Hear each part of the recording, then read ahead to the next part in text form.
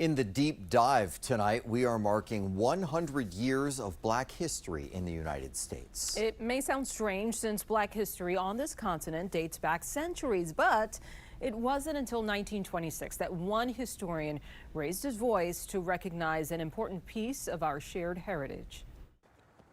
Black history is American history, and it should be taught 365 or 366. The idea to formally celebrate Black history began in the 1900s with historian Carter G. Woodson from Virginia and the organization he founded. That was not just enough to love Black history. It's not just enough to be Black and have that experience, but we have to learn it, we have to teach it, we have to protect it. Woodson launched Negro-History-Week in 1926, not to create a celebration, but to acknowledge what was already going on in communities across the country. Black households were already celebrating the birthday of Abraham Lincoln on February 12th because of his work with the Emancipation Proclamation. And they were celebrating the birthday of Frederick Douglass, his chosen birthday, on February 14th.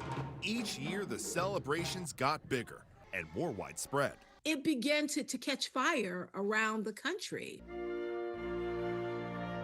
And then half a century later, we gather here today, the 200th anniversary of our independence. It was the bicentennial year in 1976. President Ford, in tying in Black history to the American historical narrative, issued the first official proclamation stating that February was set aside as Black History Month. Congress made it official in 1986. The story of Black Americans is one of valor in the face of hardship.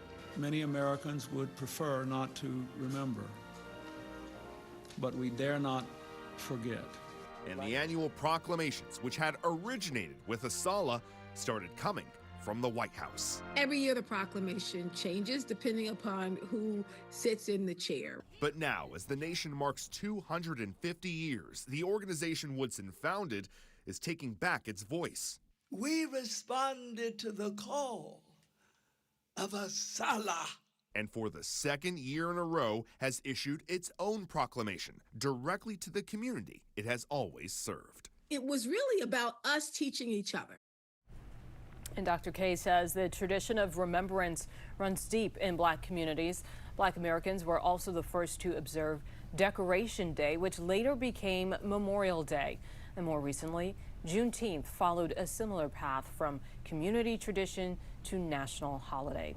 We are working on several other stories to mark Black History Month, including local and national stories. You can find all of our coverage on WJLA.com. Just click on the Features tab and you'll find the section dedicated to Black History Month.